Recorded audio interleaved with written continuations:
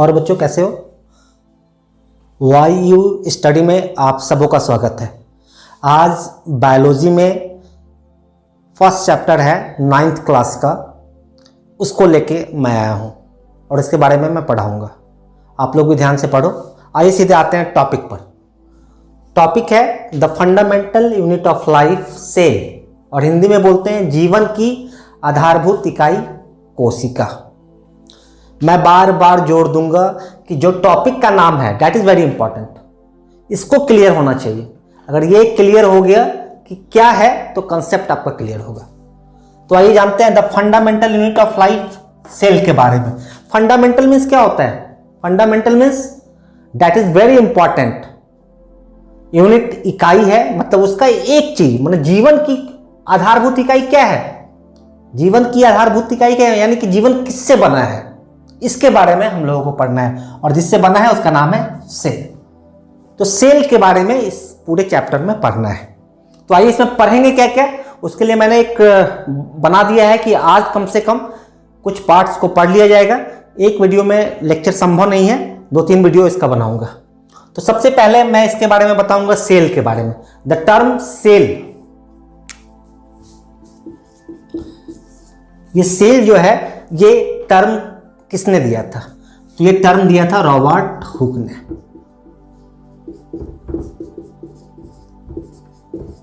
ये टर्म दिया था रॉबर्ट हुक ने, और Robert Hooke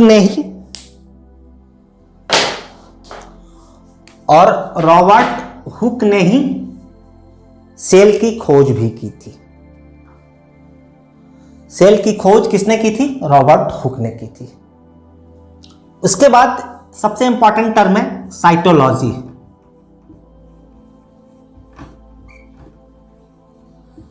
cyto plus लोगस। Cyto का मतलब होता है सेल, लोगस का मतलब होता है to study,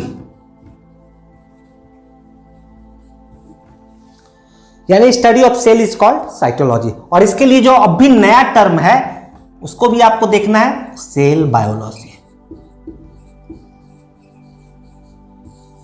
that means the branch of biology where we study about the cell. Cell के बारे में जब पढ़ते हैं तो उसे हम सेल बायोलॉजी कहते हैं। ये एकदम बेसिक चीज है, इस चीजों को जाने। टर्म जान गए, इस टर्म से इतना जान गए कि फंडामेंटल यूनिट क्या है भाई? सेल है। जिस तरह से मकान, कोई भी मकान अगर बनता है तो ईंट, प्रत्येक ईंट को जोड़ा जाता है और ईंट की मदद से मकान, बिल्डिंग खड़ा हो जाता है। तो आप उसी तरह से, जिस तरह से ईंट एक इकाई है किसी भी मकान की, उसी तरह से सेल भी एक इकाई है हमारे जीवन की। नेक्स्ट, साइंटिस्ट के बारे में कुछ पढ़ लें कि सेल की खोज रॉबर्ट हुक ने की थी, और सेल न्यूक्लियस की खोज रॉबर्ट ब्राउन ने की थी। प्रोटोप्लाज्म की खोज पुरकिंजे ने की थी। सेल थ्योरी स्लाइडन एंड स्वान ने दिया था, और इलेक्ट्रॉन माइक्रोस्कोप की खोज नॉल एवं रस्का ने। तो हम लोग देख लिया था रॉबर्ट हुक ने सेल की खोज की थी। और सेल जो है स्मॉल बॉक्स टाइप का स्ट्रक्चर, हनी बी आप कह सकते हो, हनी बी का स्ट्रक्चर ऐसा होता है। तो अपने बनाए हुए माइक्रोस्कोप से इन्होंने देखा था और एक बॉक्स का नाम उन्होंने सेल नाम दिया था, और वहीं से सेल की खोज हो गई। सेल के अंदर न्यूक्लियस होता है जिसकी खोज रॉबर्ट ब्राउन ने की थी। प्रोटोप्लाज्म की खोज पुरकिंजे ने की थी। सेल थ्योरी की खोज या सेल थ्योरी का प्रतिपादन या सेल थ्योरी जिसने भी दिया था उनका नाम था स्लाइडन एंड स्वान। और इलेक्ट्रॉन माइक्रोस्कोप की खोज नॉल एवं रस्का ने की थी। ये एटलीस्ट 5 या 6 वैज्ञानिक का नाम है। इससे ऑब्जेक्टिव टाइप क्वेश्चंस बनता है और पूछा भी जाता है, तो आपको याद रखना है। नेक्स्ट जो इसमें इंपॉर्टेंट चीज है जिसे आपको समझना है कि सेल थ्योरी किसे कहते हैं। सेल थ्योरी से आप क्या समझते हैं? सेल थ्योरी से आप समझते क्या हो? सेल थ्योरी में स्लाइडन एंड स्वान ने बताया कि लाइफ का बेसिक यूनिट सेल है। लाइफ जो है सेल से बना हुआ है, और cell is very important part of our life. Next, और यही सेल जो है रेप्लिकेट करता है और एक सेल से दो सेल बनता है, 2 से 4 बनता है, 4 से 6 बनता हो, और यही सेल थ्योरी। यानी कि सेल थ्योरी में ये कहा जाता है कि cell is the important part of our life, cell is the basic unit of our life. अब नेक्स्ट हम लोग पढ़ेंगे सेल के बारे में। सेल की कहानी जान गए बहुत सारा, सेल किसने खोज किया था ये भी जान गए। अब हम लोग पढ़ रहे हैं सेल के बारे में एटलीस्ट। तो सेल के बारे में जो सबसे इंपॉर्टेंट चीज है कि सेल कहते किसे हैं। What is cell? तो सेल को कहा गया है basic structural and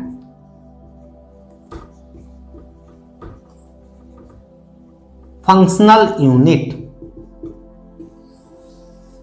cell is the basic structural and functional unit of life. ये सेल की परिभाषा है। सेल जो है हमें स्ट्रक्चर भी प्रदान करता है और फंक्शन भी देता है, और बहुत सारे फंक्शनल फंक्शंस होते हैं जिसकी वजह से हम जीवित हैं। यानी कि cell is the basic structural and functional unit of our life. आप कह सकते हैं कि कोशिका जीवन की संरचनात्मक एवं क्रियात्मक इकाई है। स्ट्रक्चरल का मतलब क्या होता है? स्ट्रक्चर बनाने में, जैसे मैंने बोला था एक मकान बनता है और एक मकान बनाने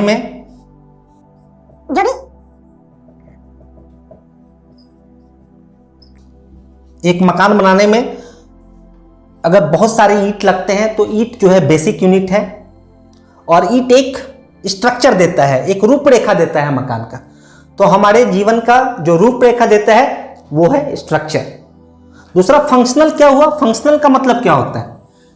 फंक्शनल मीन्स सेल के अंदर बहुत सारे कुछ सेल ऑर्गेनल्स होते हैं जो निम्नलिखित बहुत सारे फंक्शंस, लाइफ के लिए बहुत सारे फंक्शंस को अंजाम देते हैं, और उस अंजाम की वजह से हम आगे काम कर पाते हैं। अब नेक्स्ट, सेल के बारे में हम लोगों ने बेसिक चीज पढ़ लिया, तो सेल का कैरेक्टरिस्टिक क्या होता है, सेल कैसा होता है। तो सेल के बारे में हम लोग कैरेक्टरिस्टिक के बारे में जैसे पढ़ेंगे तो एटलीस्ट 2-3 चीज हम लोगों को याद रहना चाहिए कि सेल जो है रेप्लिकेट होता है। सेल जो है खुद ब खुद रेप्लिकेट होता है, यानी कि सेल, एक सेल से दूसरे सेल का निर्माण होता है। दूसरा, सेल जो है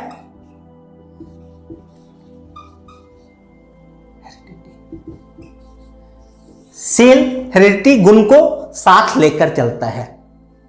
सेल रेप्लिकेट होता है, यानी कि एक सेल से 2 सेल बनता है, 2 से ज्यादा, 2 से 3, 3 से 5 बनता है। सेल में हेरिडिटी मटेरियल्स होते हैं जो आनुवांशिक गुण को कैरी करते हैं एक पीढ़ी से तो अगले पीढ़ी तक। और तीसरा जो सबसे इंपॉर्टेंट पार्ट है कि सेल के अंदर बहुत सारे सेल ऑर्गेनल्स हैं जो बहुत सारे कार्य को परफॉर्म करते हैं। तो ये आप सेल के कैरेक्टरिस्टिक के बारे में आपको इतनी जानकारी अवश्य होनी चाहिए। अब बहुत ही मजेदार चीज है कि सेल जो है, number of cell, number of cell के आधार पर सेल को 2 भागों में बांटा गया है। यूनी सेल्यूलर, दूसरा है मल्टी सेलुलर।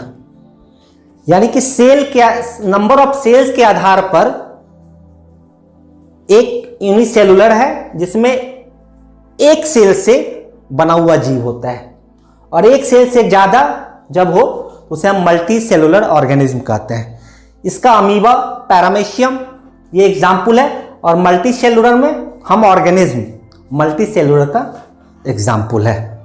तो आपने देखा यूनिसेलुलर में अमीबा, पैरामीशियम, बैक्टीरिया, ये सब एक सेल से बना होता है और एक सेल ही सारे कार्यों को परफॉर्म करते हैं।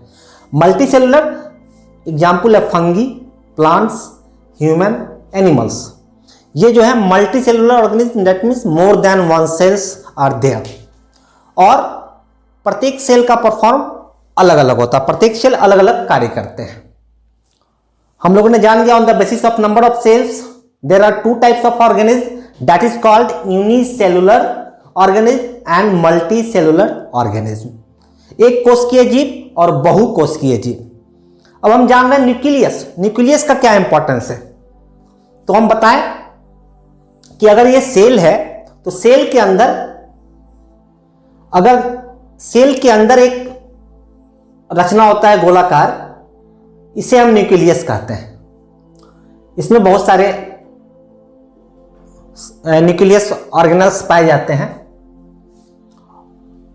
और ये बहुत ही इंपॉर्टेंट होते हैं, और ये कहलाता है न्यूक्लियर मेम्ब्रेन। और जब न्यूक्लियर मेम्ब्रेन हो ही नहीं, जिस सेल में न्यूक्लियर मेम्ब्रेन के बिना न्यूक्लियस हो, उसे हम कहते हैं प्रोकैरियोटिक सेल।